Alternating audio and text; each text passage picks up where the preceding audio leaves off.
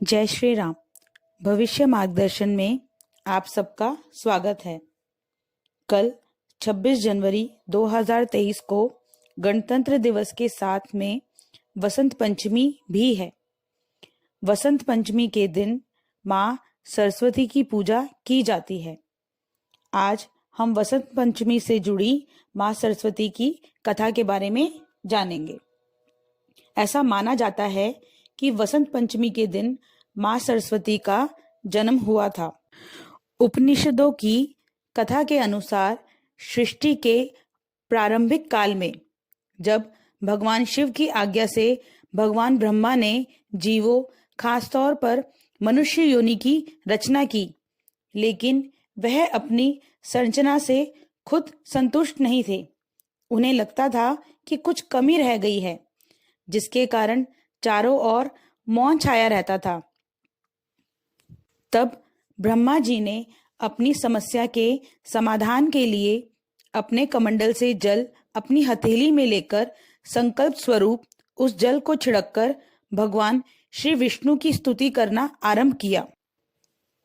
ब्रह्मा जी की स्तुति को सुनकर भगवान विष्णु जल्द ही उनके सामने प्रकट हुए और उनकी समस्या को जानकर भगवान विष्णु ने आदिशक्ति दुर्गा माता का आह्वान किया।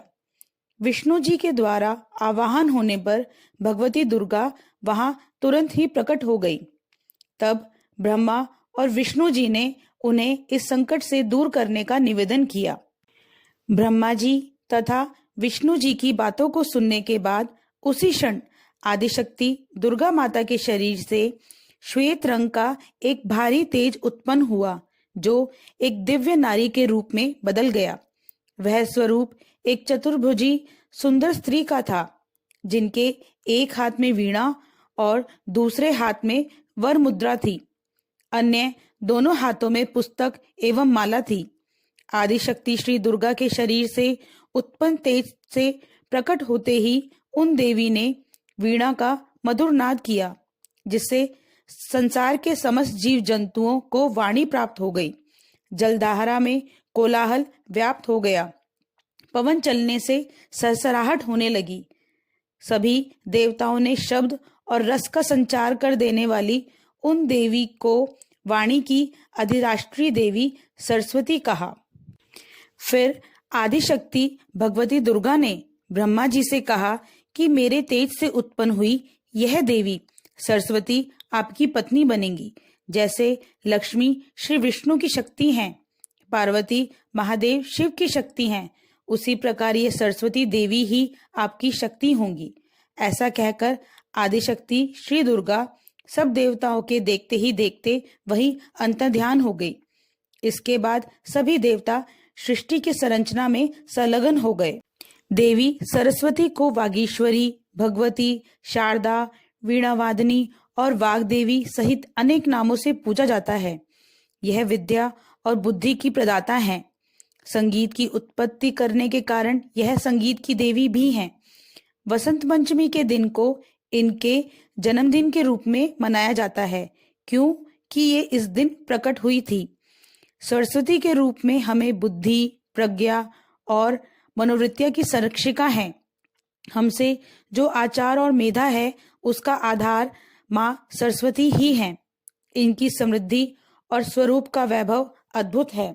पुराणों के अनुसार भगवान श्री कृष्ण ने प्रसन्न होकर सरस्वती माता को वरदान दिया था कि वसंत पंचमी के दिन तुम्हारी आराधना की जाएगी, और तभी से इस वरदान के फलस्वरूप भारत देश में वसंत पंचमी के दिन विद्या की देवी सरस्वती की पूजा होने लगी है, जो आज तक जारी है।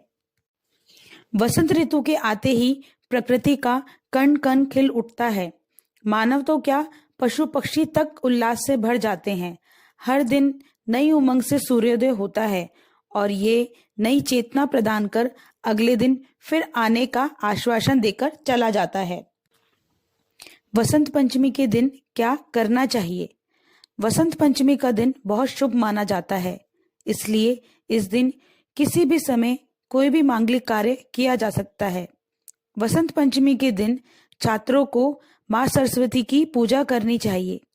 कहते हैं हथेलियों में माँ सरस्वती का वास होता है, इसलिए सुबह सबसे पहले उठकर अपनी हथेलियों को देखना चाहिए।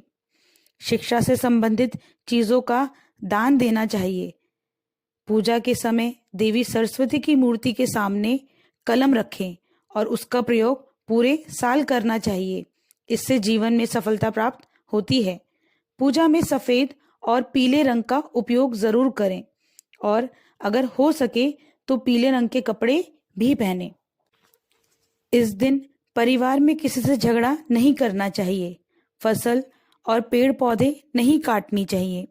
मांसाहारी भोजन और शराब का सेवन नहीं करना चाहिए। बड़ों का अनादर नहीं करना है और उनकी बातों की अवहेलना भी नहीं करनी है। आशा है आपको इस वीडियो में दी गई जानकारी अच्छी लगी हो। ऐसी ही अधिक जानकारियों के लिए हमारे चैनल को लाइक, शेयर व सब्सक्राइब करें।